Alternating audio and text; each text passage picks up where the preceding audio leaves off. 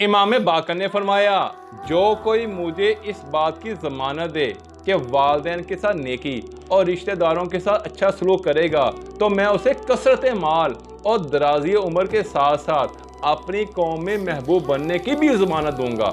امام صادق کی خدمت میں ایک محب نے آ کر عرض کی کہ میرے والدین آپ کے راستے پر نہ ہیں، کیا میں پھر بھی ان کا احترام کروں؟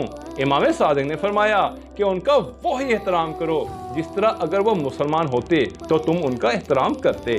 ہمیں یاد رکھنا چاہیے دنیا میں اس سے بڑھ کر کوئی ایوارڈ نہیں ہو سکتا کہ لوگ آپ کی تربیت کی وجہ سے آپ کے والدین کی تعریف کریں۔ باپ چاہے کتنا ہی بڑا ہو جائے مگر گھر کا سب سے مضبوط ستون باپ ہی ہوتا ہے۔ انسان خواہ کتنا ہی بڑا ہو جائے اسے ماں کی ضرورت ہمیشہ رہتی ہے۔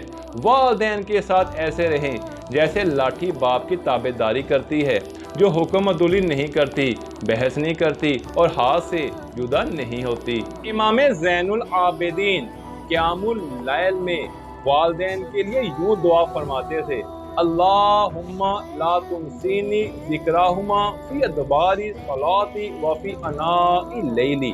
یا اللہ میرے والدین کی یادوں کو نمازوں کے بعد اور رات کی ساعتوں میں کسی وقت بھی فراموش نہ ہونے دینا۔ حدیث مبارکہ ہے راضی الرب فی راضی الوالد و ساخط الرب فی ساخط الوالد۔ رب کی رضامندی والد کی رضا میں ہے اور رب کی ناراضگی والد کی ناراضگی میں ہے۔ سید الابرار یوم القیامت راجل بر والدیہ بعد موتہا۔ روز قیامت نیکوں کا سردار وہ شخص ہوگا جو والدین کی وفات کے بعد نیکی کرے۔ مقولہ ہے کامیاب مرد کے پیچھے عورت کا ہاتھ ہو یا نہ ہو لیکن بوڑھے باپ کی جوانی ضرور ہوتی ہے۔ پھر آپ نے فرمایا اس لا عبادت اسرع بلوغ لصاحبہا الی راضی اللہ۔